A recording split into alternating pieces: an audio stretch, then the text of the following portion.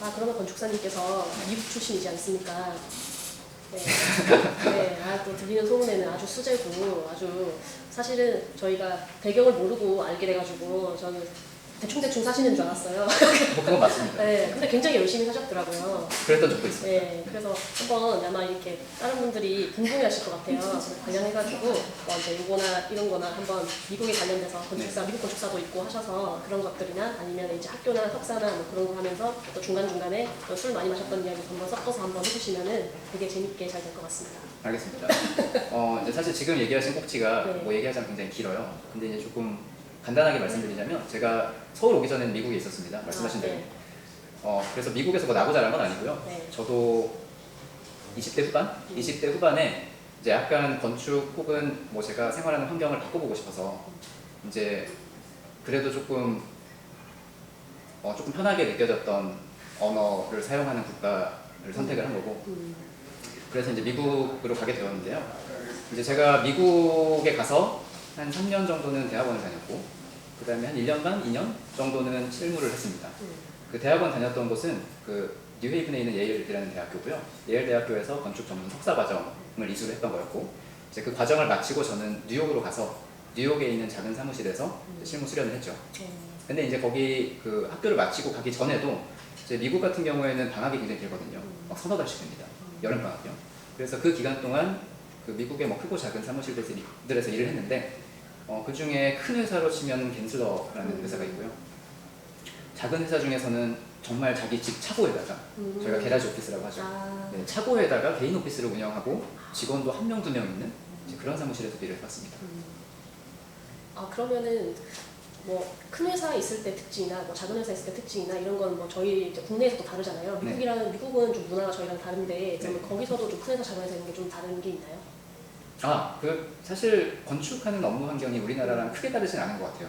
이제 다만 미국 같은 경우에는 이제 같은 시간에 대해서 페이가 당연히 훨씬 높고요. 아, 일단 네. 네, 같은 업무 시간에 대해서. 그리고 이제 우리나라 같은 경우에는 제가 미국 가기 전까지만 해도 네. 뭐 일이라는 게 사실 고무줄처럼 늘어나는 상황이었거든요. 지금처럼 뭐 이렇게 퇴근 시간이 정해져 있는 것도 아니고 지금 같은 경우에는 대기업에서는 퇴근 시간에 컴퓨터가 막 꺼진다는 얘기를 들었어요. 근데 이제 그 예전에는 뭐 업무 마감 시간이 다가오고 하면 뭐 며칠 동안 밤을 새서라도 매일매일 야근을 해서라도 이제 그거 일을 해야 되는 게 너무 당연했기 때문에 거기에 대한 다른 뭐 비용도 받지 않고 그래서 그런 환경에 있다가 이제 미국에 가니 미국 같은 경우에는 이미 시간에 대해서 아주 엄격하게 페이가 정해져 있어서 정확하게 자기가 일한 시간에 대해서 페이를 받고 그렇지 않은 시간에는 사적으로도 전화하지 않는 네, 그런 환경이더라고요. 뭐 심지어 점심시간 같은 경우에도 뭐 반드시 같이 밥을 먹어야 된다, 뭐 팀이랑 밥 먹는다 이런 문화도 별로 없어요. 그냥 자기가 하고 싶은 대로 하면 됩니다. 그러면 또 거기도 저희 나라랑 비슷하겠지만 그 큰 회사일수록 큰 프로젝트가 많은 거고 규모 면에서 그런 게 있고 작은 회사면은 작은 프로젝트가 많은 거는 저희 나라랑 좀 유사한 개념으로 보면 될까요? 그러면? 그렇죠. 이제 이게 결국 인력으로 하는 일이다 보니 인력이 작을수록 프로젝트 규모가 작아지고 인력이 많을수록 프로젝트 규모가 커지는데 이제 이거는 꼭 그 개인 사무실이냐 대형 사무실이냐의 차이만은 아닌 것 같아요. 왜냐하면 대형 사무소일수록 어떻게 보면 법인이고 유지해온 역사가 길기 때문에 그 사람들이 확보해온 클라이언트의 이제 그레이드나 툴 같은 것도 당연히 이제 개인이 자기 세대에 맞는 것과 다를 수밖에 없고요. 이제 그러다 보니까 이제 큰 회사들 같은 경우에는 기업을 상대로 하고 또 굉장히 이제 유서 깊은 어떤 단체 혹은 정부 기관 이런 그룹들과 오랫동안 관계를 맺으면서 일을 하고 있죠. 건축사님 그 이야기 너무 재밌게 잘 듣고 있는데 그러면 이제 일하시기 전에 그쪽에서 한 번 더 좀 거슬러 올라가서 석사 과정을 밟으셨잖아요. 근데 그때 학교 다닐 때 뭐 좀 재밌었을 이야기 같은 것들 그런 것도 한번 해주시죠. 저는 이제 그 뉴욕에서 실무하던 기간도 정말 재밌게 보냈는데 그 전에 이제 학교 다닐 때가 사실 정말 더 재밌었던 것 같아요. 이제 학교가 뉴헤이븐이라는 시골에 있었고요. 그 뉴욕에서는 기차로 한 2시간 반? 그 차로 운전하면 비슷한 시간 정도 걸리는 이제 그 정도 거리에 있는 시골이에요. 이제 우리나라로 치면 사실 2시간 반 거리라고 하면 도가 바뀌잖아요. 그죠? 여기서 뭐 거의 충청도, 전라도 가는 이런 시간인데 미국 같은 경우는 사실 그 정도 시간이면 사람들이 출퇴근도 합니다. 그래서 뉴욕에서 뉴헤이븐으로 출퇴근하고 뉴헤이븐에서 뉴욕으로도 출퇴근하고요. 그래갖고 저 같은 경우에는 주말에는 가끔씩 뉴욕도 놀러 가고 그리고 주중에는 뉴헤이븐에서 이제 주로 생활을 했는데 이제 제가 그 예일 대학교에 있었던 시절이 공교롭게도 정말 그 좋은 환경이었어요. 이제 그 어떤 거냐면 미국 같은 경우에는 이제 대학교별로 뭐 랭킹들이 딱 정해져 있다거나 아니면 어떤 학교에 어떤 강사님들이 고정되어 있다거나 뭐 이런 게 별로 없습니다.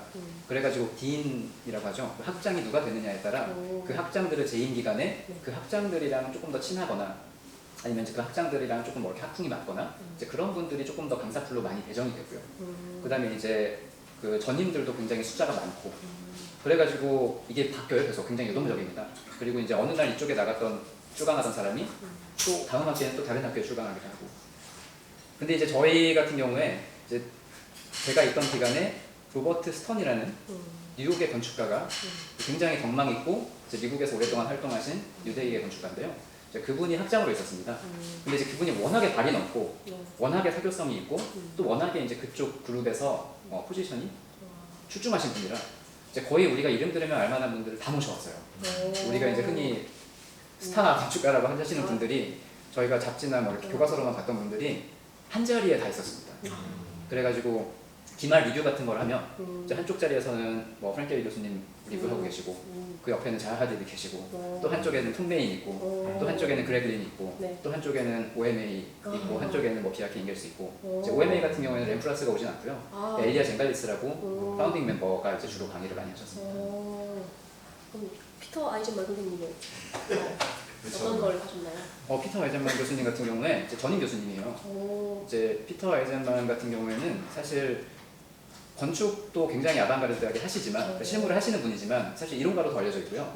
미국에서는 굉장히 명예롭고 희소하게 수여하는 토파즈 메달이라고 이제 교육하는 사람들한테 교육 이론가한테 주는 메달을 받으신 입지전적인 이론가 건축가라고 할 수가 있죠. 이제 이분 같은 경우에 여러 대학교에서 강의를 하시다가 이제 예일에 정착을 하셔서 예일 전임 교수로 오랫동안 부임을 하고 계시고요. 제가 알기로는 지금도 하고 계신 걸로 알고 있는데 이제 직접 수업을 하시는지는 모르겠어요. 이제 저희가 강의 들을 때가 이미 80대셨고, 네. 80대라는 게 믿겨지지 않을 정도로 정정하신. 말씀하시는 게 굉장히 예리하고 아주 정확하고 정교하셨어요. 네, 그러면서 보는 눈도 아주 정확하시고. 그래가지고 저희가 저 정도 지금 뭐랄까 살벌한 사람이었으면 젊었을 때는 진짜 신나했겠다, 심각했겠다 이런 생각이 들 정도였죠. 괜히 이제 현대건축사에 자주 등장하시는 분이 아니에요. 정말 오늘의 교훈이 있네요. 공부를 열심히 하자. 공부를 열심히 해서 그럼 내 환경을 바꾸자. 네, 국내였으면은 국내도 좋은 건축사분들이 많이 계시지만 그래도 저는 거의 방금 얘기해 주신 거장 선생님들은 책 속에서나 봤거든요. 그것도 이게 사실 뭐 이렇게 건축사 같은 경우에 저는 더 훌륭하고 덜 훌륭하다 이런 거를 말하기는 되게 어려운 것 같은 게 이제 물론 이제 그런 어떤 환경에 계신 분들을 보면 정말 대단한 인품과 대단한 어떤 수완들을 다 가지고 계세요. 특히 이제 프랭크 게리 교수님 같은 경우에는 일반적으로 이렇게 우리가 이름을 알고 있는 건축가들이 어떻게 보면 좀 굉장히 까다롭고 이제 가까이 하기 힘든 성격인 경우가 많은데 이분은 굉장히 소탈하시고요. 소탈하시면서 뭐 말도 많이 하지도 않으시고 아주 호쾌하세요. 뭐 기면 기고 아니면 아니고 이제 그러면서 젊은이들한테 대하는 태도도 굉장히 긍정적이고 서포티브 하시고 그래서 뭐 옆에 있으면서도 전혀 이렇게 뭔가 위화감이 들거나 위압감이 들지 않고 정말 우리 옆집 할아버지 옆집 할아버지인데 다른 나라 다른 마을에서도 다 알고 있는 그런 할아버지 이런 느낌이었고요. 실제로 이분이 이제 브래드 피트랑 굉장히 친한데 그래가지고 이제 브래드 피트랑도 가끔씩 놀러 나가시고 하시는데 그래서 이분 생일 때 막 브래드 피트가 자기 막 짤 찍어가지고 뭐 이렇게 막 나팔 불고 이런 거 사진 보내주고 사진이라네 동영상 보내주시고 뭐 이런 것도 있었어요. 이제 그럴 정도로 굉장히 사람들한테 나이스하게 하세요. 근데 이제 뭐 그렇게 하는 거에 이면에는 또 엄청난 고집과 그런 자기만의 뭐랄까 그런 기술 같은 게 있겠죠. 그러면 어차피 좀 길어진 김에 그러면 자하 디드 선생님은 좀 어떻습니까? 자하 디드 선생님 같은 경우에는 그 패트릭 슈마허라고 같이 파트너가 있으세요. 그래서 이제 패트릭 슈마허 같은 경우도 좀 이론이 굉장히 강하신 분이에요.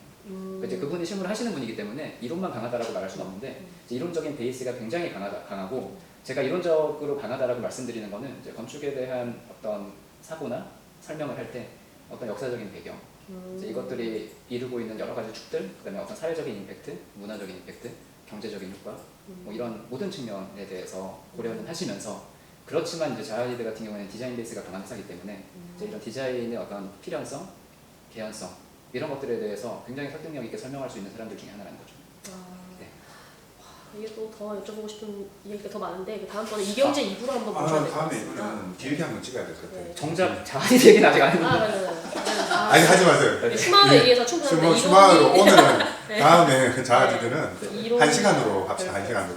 네, 자아디드는 다음번에 좀 더 제가 보기에는 콘텐츠가 많아서 이경재 2부로 한번 모셔야 될 것 같습니다. 2부가 아니고 특집. 왜냐면 갑자기 특집으로 얘기를 해야지. 듣다 보니까 이게 그거 이렇게 교수님이시기도 하시거든요. 근데 말씀 되게 잘하셔서 그래서 약간 저희 교수 특집으로 제가 또 생각나는 사람 또 있어요. 네, 또 있어요. 저희 박사님도 계셔서 교수 특집으로 해서 한번 해놓으면 좀 좋은 콘텐츠가 있을 것 같아서 그때 한번 또 다시 한번 모시도록 하겠습니다. 알겠습니다. 감사합니다. 네. 네.